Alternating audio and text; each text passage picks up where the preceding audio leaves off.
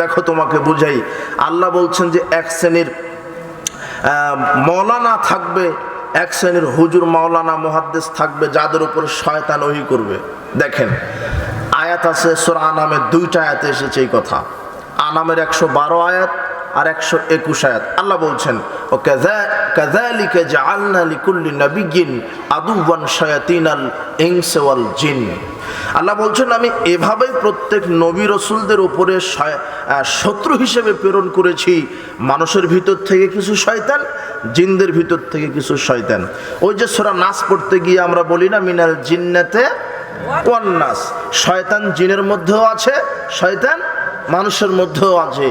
মানুষ শয়তানকে যে বলছো যে চল মোড়ে গিয়ে ক্যারাম খেলিয়ে হলো মানুষ শয়তান, কথা বুঝেন না মনে হয়?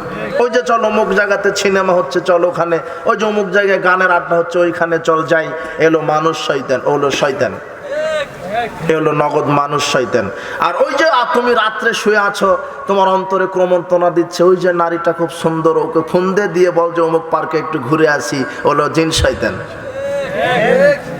ও বলছে যে চলো 31 নাইট পালন করি, পয়লা বৈশাখ পালন করি, হলো জিন শয়তান।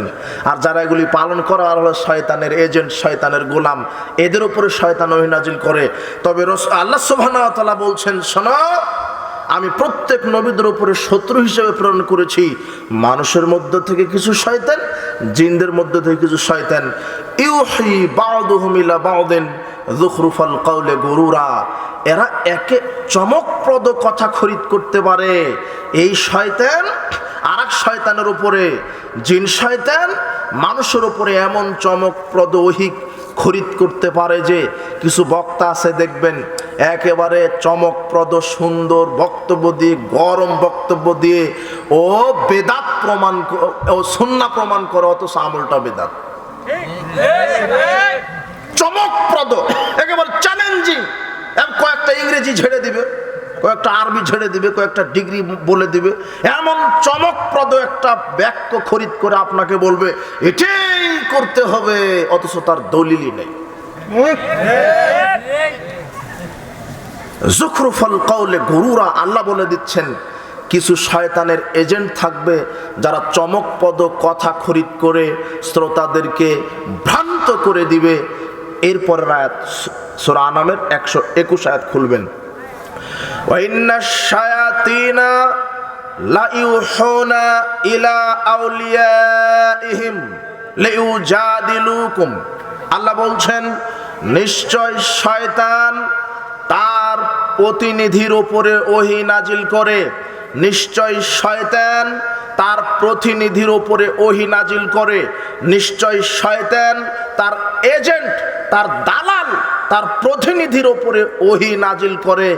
এখন প্রশ্ন, শয়তানের দালালকে? ইবলিশের দালাল কারা?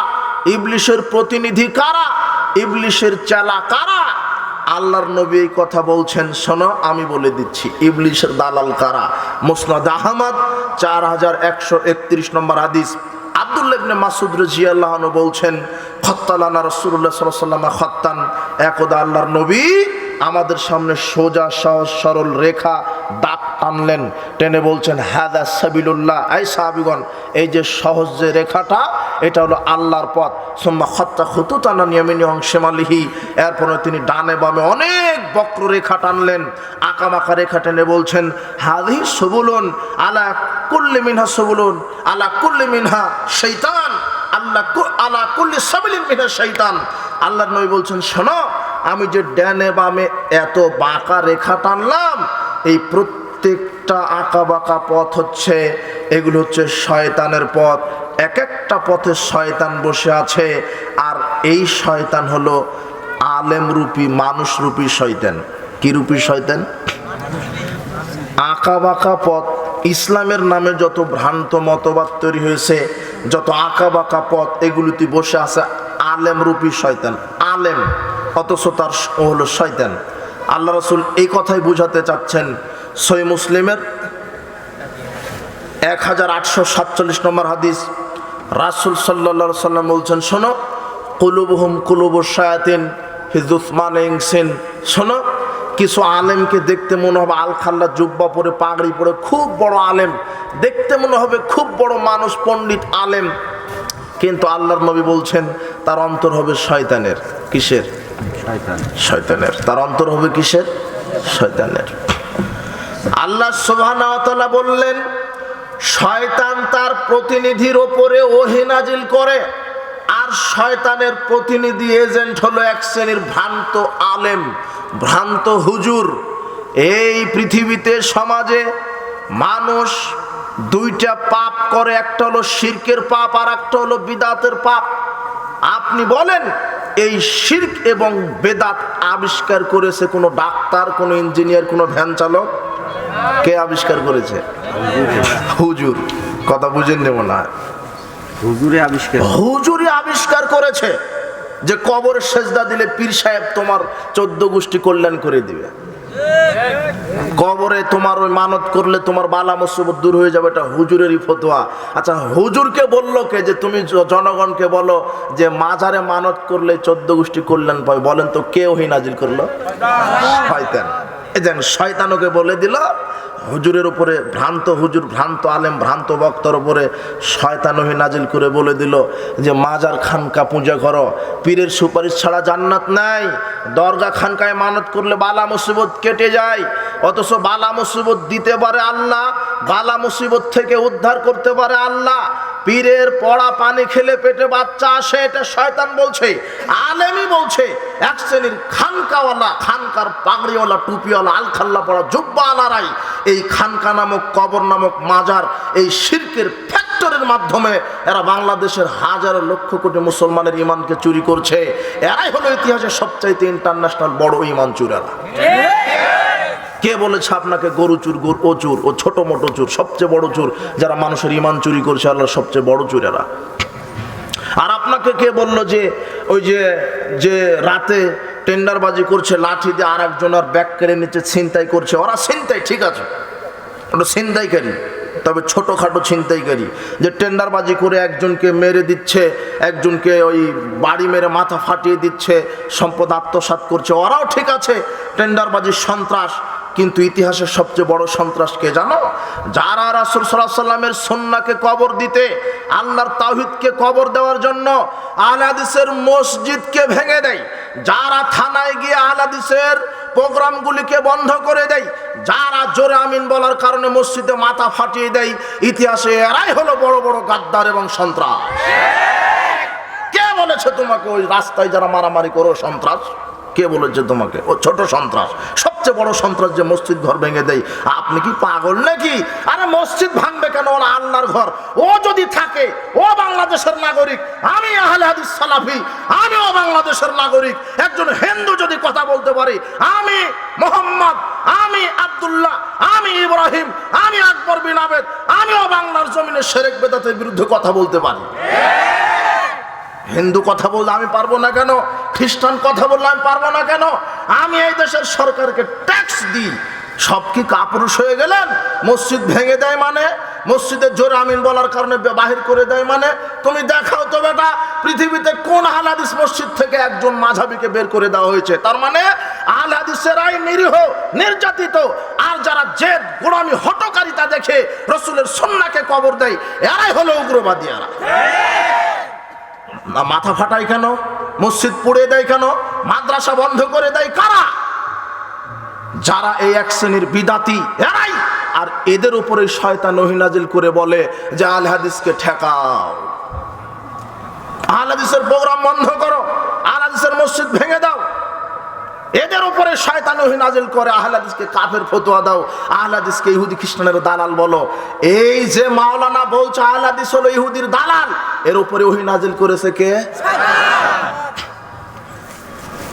সাবধান, আমি যে আমলটা করব কোরআন সুন্নাহ অনুযায়ী আমল করতে হবে।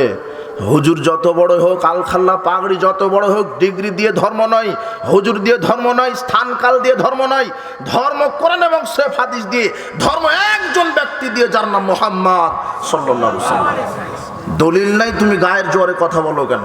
শোনো, আল্লাহর কাছে আমি দোয়া করি, আমরা দোয়া করি, আল্লাহ পৃথিবীতে মুসলিম জাতি আজকে নির্যাতিত, কুফরি শক্তি, কুফরি রাষ্ট্রগুলো সব এক, মুসলিমদেরকে বিভ্রান্ত করছে এক শ্রেণীর শয়তানেরা।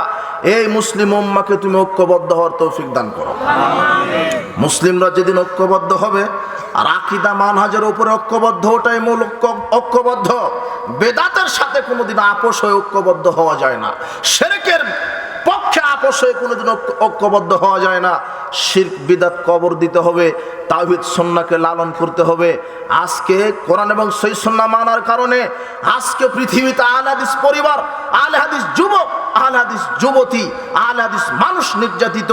এমনকি পরিবার থেকে পিতামাতা ত্যায্য পুত্র করছে, সমাজ তাকে অবহেলা করছে, সমাজ তাকে অপবাদ দেয়, সমাজ তাকে তাচ্ছিল্য করে, সমাজ তাকে অপবাদ দেয়, সমাজ তাকে বলে ইহুদি খ্রিস্টানের দালাল।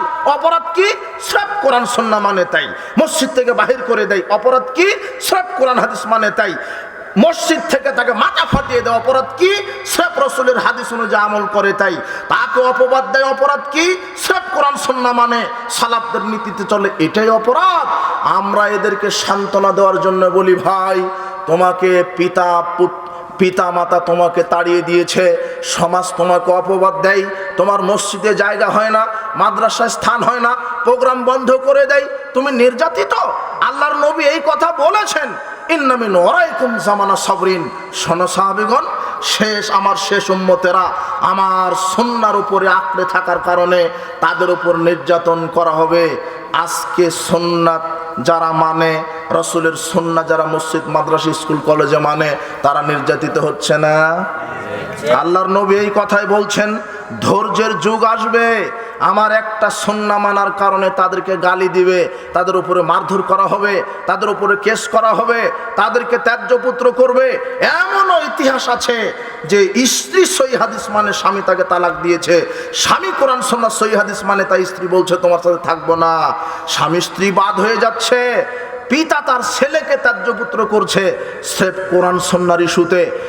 ছেলে কোরআন সুন্নাহ মানে, বাপ সুন্নাহ মানে না, বেদাতের উপর আমল করে।